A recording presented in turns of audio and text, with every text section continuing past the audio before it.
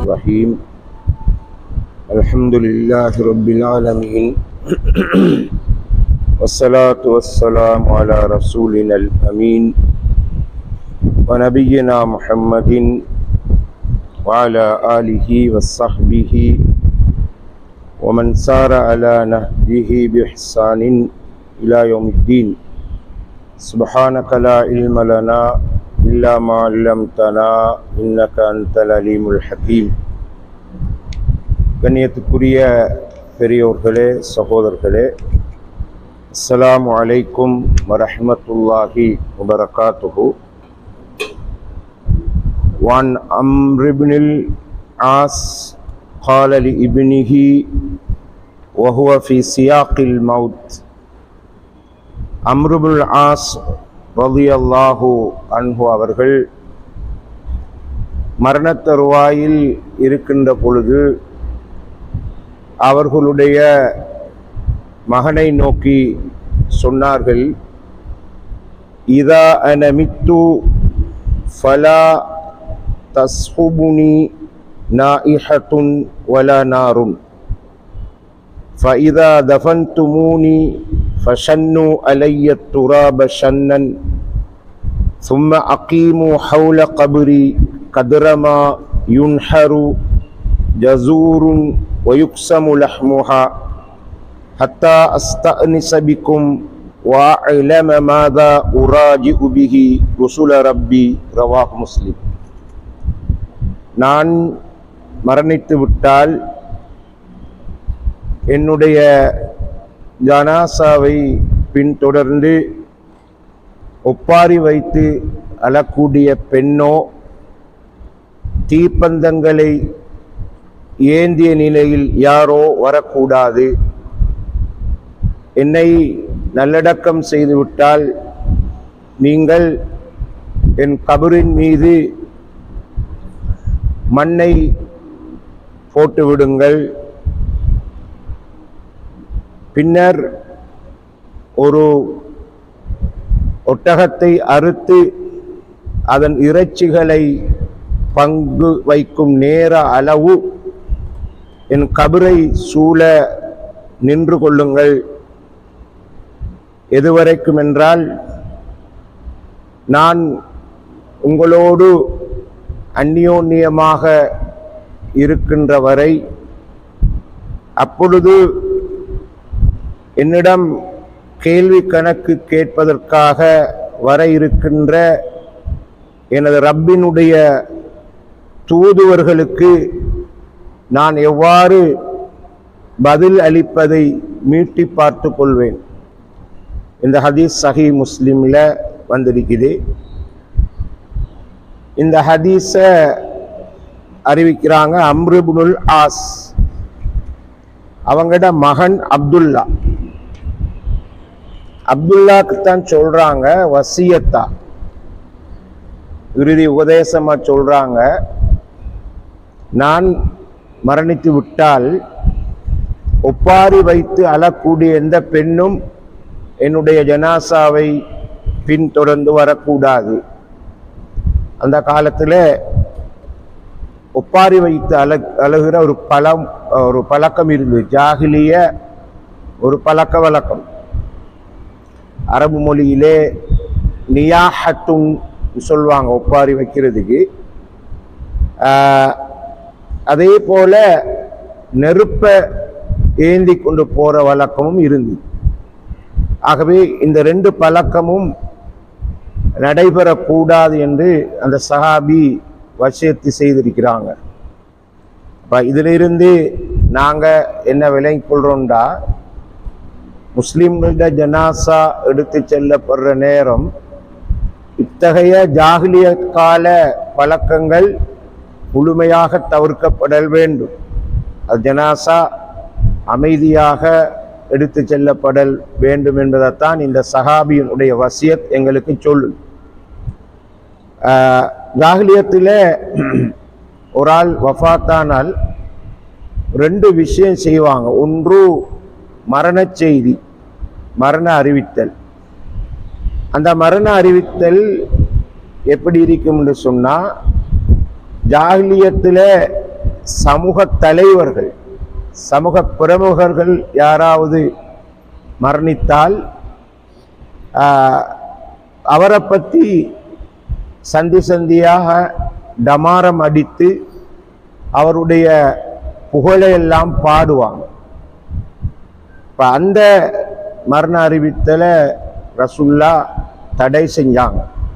சரி, ஒரு ஆளுடைய வஃபாத்துக்கு பிறகு பழம்பெருமை பாடுகின்ற வகையில் அந்த மரண அறிவித்தல் இருக்கக்கூடாது. வழமையாக இன்றைய நம்முடைய சமூக வழக்கில் நாங்கள் மரண அறிவித்தல்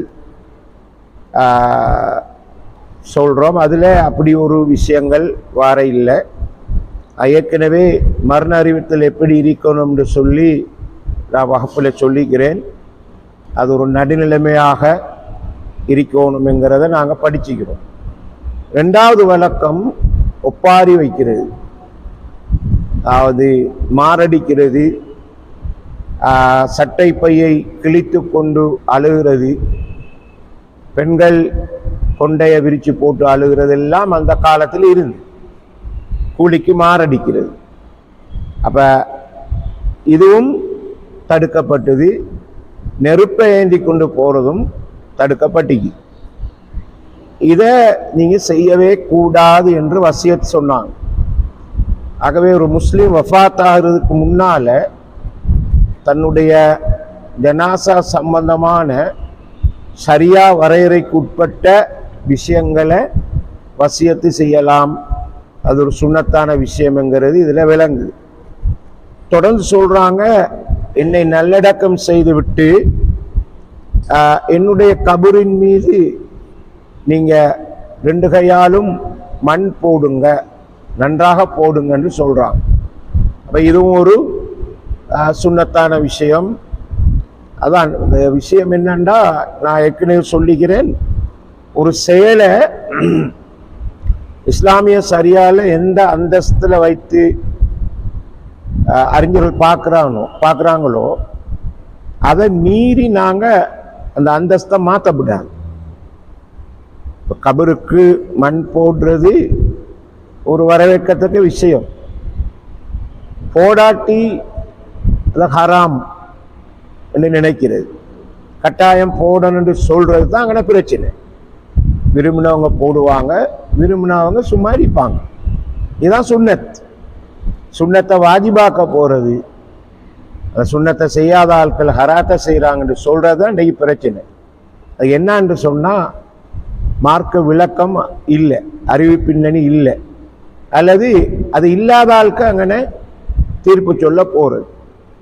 எனவே அவர் சொன்னாரு, மண்ணை போடுங்க, போட்டுட்டு இந்த கபரை சூழ நில்லுங்கன்னு சொன்னாங்க. கபரை சூழ நிற்கிறதுக்கு ஒரு கால அளவை சொன்னாங்க. ஒரு ஒட்டகத்தை அறுத்து அதன் இறைச்சிகளை பங்கீடு செய்த அளவு, அந்த அளவு பற்றி எங்களுக்கு சரியாக சொல்ல முடியாது. ஓரளவு நேரம் நில்லுங்க என்று அவர் சொல்றார். அப்படி நிற்கிறதுக்கு என்ன காரணம் என்று சொன்னா, அப்படி நிற்கிற நேரம் எல்லாம் மலக்கு, கேள்வி கணக்கிற மலக்கு வரமாட்டார். நீங்க போன உடனே அவர் வருவார். அவங்க சொல்றாங்க, ஹத்தா அஸ்தானி சபிக்கும், அந்த மகனுக்கு இந்த சஹாபி சொல்றாங்க, நீங்க அப்படி நிற்கிற நேரம் நான் உங்களோட ஒரு அந்யோன்யமா இருக்கிறேன், இன்னும் மலக்கு வர இல்லை. அந்த நேரத்தில் நான் மலக்குகள் கேட்கிற கேள்விக்கு எப்படி பதில் சொல்றது கொஞ்சம் மீட்டி பார்த்து கொள்வேன்னு சொல்றாங்க. ஒரு சஹாபி இட ஒரு மனப்பாங்க நாங்க படிக்கிறோம். அப்ப முன்கர் நக்கீர் மலக்குகள் வந்து கேள்வி கேட்பாங்கிறது எங்கட நம்பிக்கை. மன் ரப்புக வமா தீனுக என்ற அடிப்படையான கேள்வி. அந்த கேள்விக்கு எப்படி பதில் சொல்றதுன்னு நான் மீட்டி பார்ப்பேன். ஏண்டா நீங்க போனத்தோட மலக்குகள் வந்துடுவாங்க. ஹதீஸ்ல அப்படித்தான் வருவது. மையத்தை அடக்கம் செய்த ஆட்கள் அடக்கம் செஞ்சுட்டு போகிற நேரம் அந்த மனிதர்களுடைய செருப்பு சத்தத்தை அந்த மையத் செவிமடுக்கும் என்று வார ஹதீஸில் அதுக்கு பின்னால் மலக்குகள் வருவாங்கன்னு வந்திக்கு. ஆகவே இது ஒரு சஹாபியினுடைய ஒரு இஸ்லாமிய ஷரியத்துக்கு உட்பட்ட ஒரு வசியத். அப்போ நாங்கள் சொல்கிற வசியத் ஹராமான வசியத்தா இருக்க இயலாது. குடும்பத்தை பகைக்கிற வகையில், குடும்பத்தை பிரிக்கிற வகையில், நான் மௌத்தா போனால் அவர் எந்த மையத்தை பார்க்க வரக்கூடாது, இவர் பார்க்கலாம், அவர் இப்படியெல்லாம் சொல்கிறது மார்க்கத்தில் இல்லை. சரி, ஆகவே இந்த சஹாபி செய்த வசியத் ஷரியத்துக்கு உட்பட்ட வசியத் என்கிறத விளங்கி கொள்வதோட கபருக்கு பக்கத்தில் இருந்து என்ன செய்யணும் என்கிறத சஹாபி விளக்குறான். இப்போ கபருக்கு பக்கத்தில் நின்று நாங்கள் செய்ய வேண்டிய விஷயம் அந்த மையத்துக்காக துவா செய்யுது.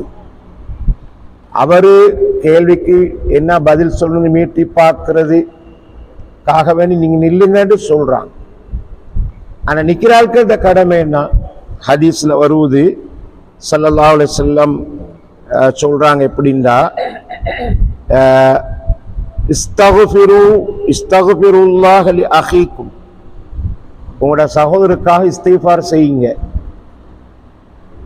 வஸ்அலு லஹு தஸ்பீத, அவருக்காக உறுதிப்பாட்டை கேளுங்கள். உறுதிப்பாடுன்னு சொன்னால் லா இலாஹ இல்லல்லாஹ் என்று இந்த மையத் மலக்குக்கு பதில் சொல்றது. நீ யாரை ஈமான் கொண்டா, அல்லாவை ஈமான் கொண்டியான்னு கேட்குற கேள்விக்கு லா இலாஹ இல்லல்லாஹ் முஹம்மதுர் ரசூலுல்லாஹ்னு சொல்கிற அந்த உறுதிப்பாட்டை அவருக்கு கொடுக்குமாறு அல்லாட்ட கேளுங்கன்னு சொன்னான். அப்போ இதுதான் செய்யணும். மற்றபடி இஸ்லாத்துக்கு மாற்றமாக வகையில் அந்த கபரில் எதையும் செய்யக்கூடாது. மக்களுக்கு விளப்பம் இல்லாமலும் செய்கிறாங்க, சிலர் பிடிவாதத்திலையும் செய்கிறாங்க. அங்கே குந்தி சந்தன குச்சை குத்தி ஓதிக்கிட்டிருக்கிறதெல்லாம் மார்க்கத்தில் இல்லை. அது இந்த காலத்திலும் செய்கிறாங்கங்கிறது ஒரு ஆச்சரியமாக இருக்குது. செய்ய வேண்டியதை செய்யாமல் அல்லாஹ் தூதர் செய்ய வேண்டாம்னு சொன்னதை செஞ்சுக்கிட்டு இருக்கிறான். இதுதான் இன்றைக்குள்ள பிரச்சனை. ரைட். அப்போ இதுதான் இவ்வளோ தான் செய்யணும். மற்றபடி மையத்துக்காக எவ்வளோ நேரம் நாங்கள் துவா செய்து கொள்ளலாம், அல்லாஹ்ட்ட பாவ மன்னிப்பு கோரலாம். நிறைய துவாக்கள் இருக்குது. வான் அப்துல்லா இப்னு உமர் கால, அப்துல்லா இப்னு உமர் ரலியல்லாஹு அன்ஹு சொல்கிறாங்க, சமீஅத்து நபிய ஸல்லல்லாஹு அலைஹி வஸல்லம் யகூலு இதா மாத அஹதுக்கும் ஃபலா தஹ்பிஸூஹு வ அஸ்ரிஉ பிஹி இலா கப்ரிஹி வல் யுக்ரா இந்த ரஅஸிஹி ஃபாத்திஹத்தல் பக்ரா வ இந்த ரிஜ்லைஹி பி ஹாத்திமத்தில் பக்ரா ரவாஹுல் பைஹகி ஃபி ஷுஅபில் ஈமான் வகால வஸ்ஸஹீஹு அன்னஹு மௌகூஃபுன் அலைஹி. அதாவது இந்த ஹதீஸில் ஸல்லல்லாஹு அலைஹி வஸல்லம் முதலாவது சொல்கிறாங்க என்னண்டா, ஒரு ஆள் உங்களில் ஒருவர் வஃபாத்தானால் அவரை மையத்தை தடுத்து வச்சு கொண்டு இருக்காதீங்க, காலதாமதம் செய்யாதீங்க. அதை மிக விரைவாக அது அடக்கம் செய்யப்படுற இடத்துக்கு கொண்டு செல்லுங்கள், மிக விரைவாக கொண்டு போங்க. அப்படி சொல்லிட்டு அந்த ஹதீஸை மொழிபெயர்க்கத்தனை வேணும், அதை மறைக்க இயலாது. ரைட். அதன் தலைமாட்டில் சூரத்துல் பக்ராவின் ஆரம்ப பகுதி ஓதப்படல் வேண்டும். அதன் கால் மாட்டில் சூரத்துல் பக்ராவின் இறுதி பகுதி ஓதப்படல் வேண்டும் என்று வருவது. அப்ப இமாம் பைஹகி இந்த ஹதீஸை அவங்களோட ஷுஅபுல் ஈமான் கிரந்தத்தில் பதிவு செஞ்சுக்கிறாங்க. ஆனால் இந்த ஹதீஸ் ஆதாரமாக கொள்ளப்பட முடியாத நிலையில் ஒரு தரமற்ற லைஃபான ஹதீஸாக இருக்குதுங்கிறது அறிஞர்கள் சொல்றாங்க. இதுல முன்பகுதி அது கருத்து சரி, அதை உறுதிப்படுத்துகிற வேற ஹதீஸ்கள்லாம் வருவது. ஆனால் இதன் ரெண்டாவது பகுதி அலிஃப் லாம் மீம் என்று தொடங்குற வசனத்திலிருந்து உலாய்கஹுமுல் முஃப்லிஹூன் வரைக்கும் தலைமாட்டில் ஓதுறது. ரெண்டாவது ஆமனர் ரசூல் என்று ஆரம்பிக்கிற சூரத்துல் பக்கராவின் கடைசி பகுதியில் வசனத்தில் இருந்து ஃபன்சுர்னா அலல் கௌமில் காஃபிரின் வரைக்கும் ஓதுறது பகுதி அது லைஃபானது என்று சொல்லப்பட்டிருக்குது. ஏண்டா கபுருங்கிறது இபாதத் செய்கிற இடம் இல்லை. ஒரே ஒரு தொழுகைதான் அனுமதிக்கப்பட்டிருக்குது. அது ஒரு தவிர்க்க முடியாத நிலையில கபருக்கு பக்கத்தில் ஜனாசா தொழுகை மட்டும் தொழலாம். ருக்கு சுஜூதையுடைய எந்த தொழுகையும் தொலையலாது. அந்த இடம் குர்ஆன் ஓதுவதற்குரிய இடமும் இல்லை. சரி, ஆகவே இந்த ஹதீஸ் பலமானதல்ல என்று அறிஞர்கள் குறிப்பிடுறாங்க. இதை நாங்கள் விளங்கி கொள்ளணும். ரைட். அடுத்ததா ஆயிஷா ரலியல்லாஹு அன்ஹா தங்களோட சகோதரருடைய கபருக்கு ஜியாரத்துக்கு போன ஹதீஸ் ஒன்று வருவது. அதை மட்டும் பார்த்து இன்றைய விளக்க வகுப்பை நாங்கள் நிறைவு செய்து கொள்வோம்.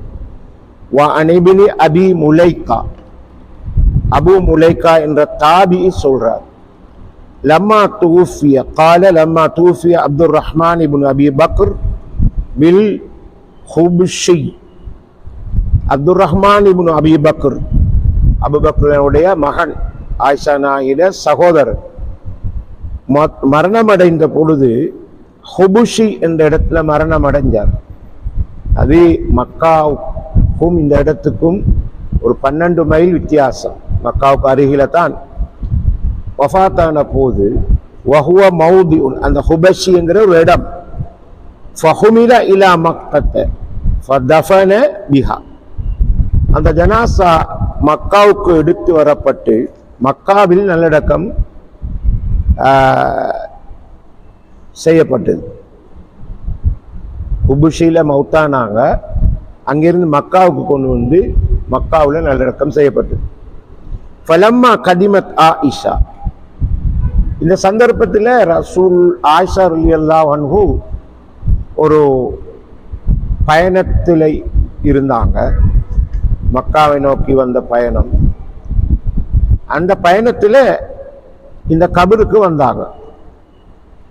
அத்தத் கபுர அப்துல் ரஹ்மான் இப்னு அபி பக்ர், தங்களோட சகோதரருடைய கபருக்கு வந்து ஒரு கவிதை ஒன்று வாசித்தாங்க. சரி,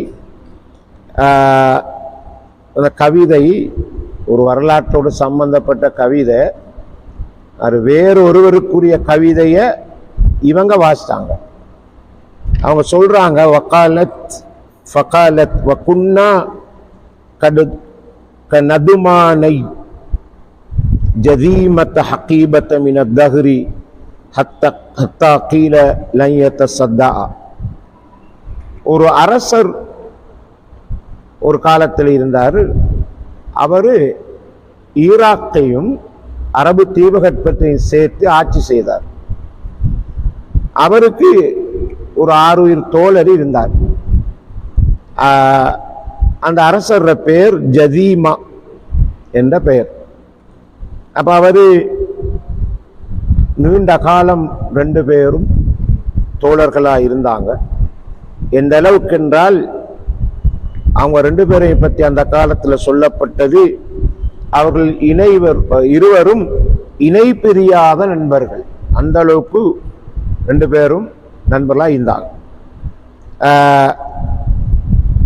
இந்த கவிதையை படிக்கிறாங்க. அதாவது அப்படி இருந்தாங்க. இப்போ இவங்களை மரணம் பிரிச்சுது. அந்த மன்னர் மௌத்தாயிட்டார்.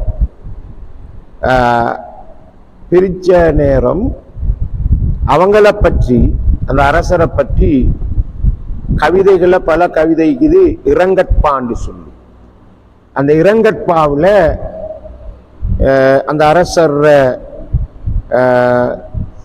சகோதரர் சொல்றாரு, மன்னரை பார்த்து, வஃபாத்தானவரை பார்த்து, நீங்களும் உங்களோட நண்பரும் நீண்ட காலம் இணை பிரியாமல் வாழ்ந்தீங்க என்று சொல்லி இந்த கவிதையை படிச்சுட்டு, ஒரு இரவு தானும் எங்களால் இப்போ கழிக்க முடியாமல் இருக்குது, உங்களோட வாழ இல்லாமைக்கு மரணம் பிரித்து போட்டுது என்று சொல்லி அந்த கவிதையை ஆயிஷா நாய் படித்தாங்க. படிச்சுட்டு ஒரு கருத்து சொன்னாங்க. என்ன கருத்து? அதுதான் முக்கியமானது. ثم قالت والله لو حضرتك ما دفنت إلا حيث مت. அல்லாஹ்வின் மீது சத்தியமா, சகோதரர் அடக்கம் செய்யப்பட்டுட்டார், அவரை கபரை பார்த்து சொல்றாங்க, அல்லாஹ்வின் மீது ஆணையா, நான் நீங்க வாழ்ந்த இடத்துக்கு வந்திருந்தா நீங்க மௌத்தா போன இடத்திலே தான் நீங்க நல்லடக்கம் செய்யப்பட்டிருப்பீங்க, இங்க கொண்டு வரத்துக்கு நான் விடமாட்டேன். இந்த ஜனாசாவை தூக்கிட்டு வந்து அது அசௌகரியப்படுறது எனக்கு விருப்பம் இல்லை. உங்களோட மௌத்துக்கு முன்னுக்கு நான், ஏன்னா மௌத்தார் நேரம் ஆயிஷா நாய் அவங்ககிட்ட இல்லை. அப்படி நான் அங்கே வந்திருந்தா நீங்க மௌத்தான இடத்துல தான் உங்களோட நல்லடக்கம் நடந்திருக்கும்.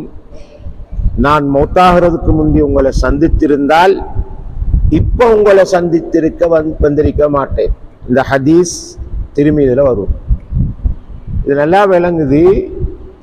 லேடிஸ் ஜியாரத்துக்கு போறது திறந்து விடப்பட்ட வாசல் இல்லை, ஆண்களை போல. சில பேர் ஆயிஷா நாயகி போனாங்க, ஃபாத்திமா நாயகி போனாங்க தானே, நாங்க ஏன் போகல? அது இப்போ நம்ம ஊர் மையவாடியில சண்டை பிடிக்கிறது நடக்குது. பெருநா காலையில வெள்ளிக்கிழமை ராவ் இப்படி எல்லாம் மார்க்க விளக்கமும் இல்லை, சொன்னா கேட்கறதும் இல்லை.